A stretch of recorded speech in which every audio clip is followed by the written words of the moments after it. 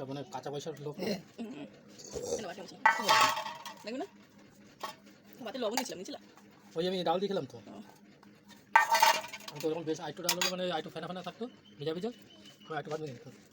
তুমি দুটো নিতে ওটা তেল চর্বি তো আমার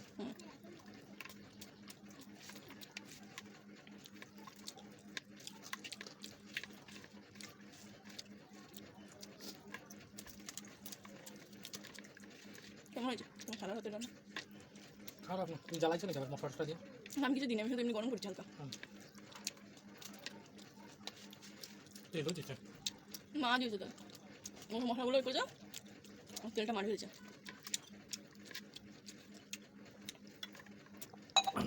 রেখে দিই ঘষনি তো।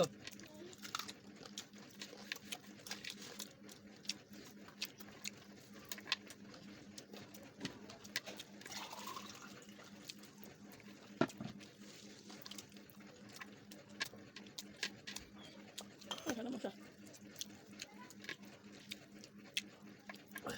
কালকে যদি যেতে না হতো তা অনেক রকমের মাছ সস্তায় পাওয়া গেছিলো।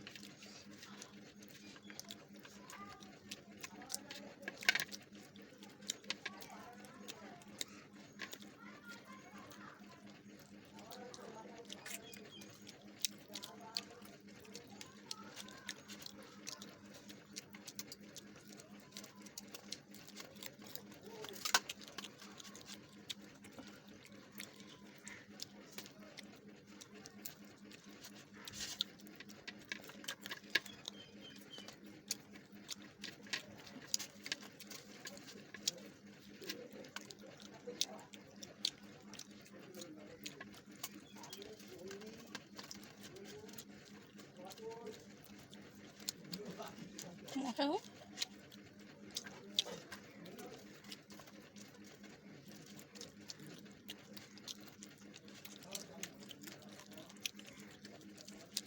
ঝোলটা শুকাইছো না?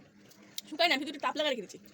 গরম ঝোলটা ছিল না তো শুকাই গেলে খাওয়া খেতে আমার জল দিন শুধু জমে গেছিলো ঠান্ডায়, শুধু গ্যাস ওভেনে বসা একটু তাপ একটু ইয়ে করে। কী আছে কিনে চাইছিস?